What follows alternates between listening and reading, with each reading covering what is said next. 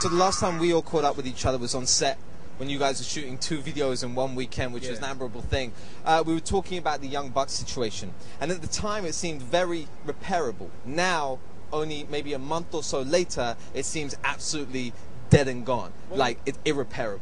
Well, you know, Buck is a disappointment for me, you know what I'm saying? Like, I treated him like a younger brother. I told you that the last time we spoke, and for him to say and do the things that he said puts me in a whole nother space with him. So which brings me tape, and you hear it for yourself, you understand it so much more vividly. That. And is that why you recorded the conversation? Now, the conversation got recorded like we're doing this interview. I was actually on camera when the phone conversation started, and they continued taping that actually through the camera. That's how I got it off of that audio. Do you often record phone conversations? No, not often. Have you recorded phone conversations of people who have been in your clip before? Have you ever recorded conversations with these two? Nah, it was not necessary. So why record it with him? Because I see it, his character keeps going back and forth. So you record this conversation, and all of a sudden, his voice breaks a little bit. Yeah. And he starts to tear up, and he starts to cry. What is your initial reaction? Had you heard him do that before?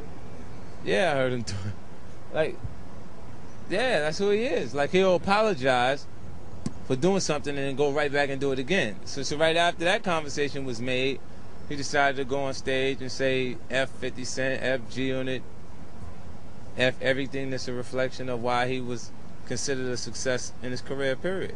When you put out, now I've known you for a long time, so I feel I can say this to you on the level. When you put that out, a lot of people will go online, as you know they are. Yayo's a big fan of the blogs and this and that, and they'll say, for you to put out that tape of him crying was, I quote, a bitch-ass move. Yeah, well, I mean, I didn't even know we could say bitch-ass on MTV, but, you know, like, for them to say that, they don't understand the dynamics of what's going on, and ask me, do I care about a blogger? Probably not. Yeah, I mean, like, everybody has a right to an opinion on me and everything that I decide to do, but that doesn't mean I care about it. Do you think that it was, in essence, the person who has time to say that was a bitch-ass move is a bitch-ass. Do you think it was a bitch-ass? No, like, you know, I think it was a official move. It was like, I didn't know how to, like, right now, I don't want to be disrespectful to Young Buck. You see what I'm saying to you? But how do you respond to that kind of disrespect?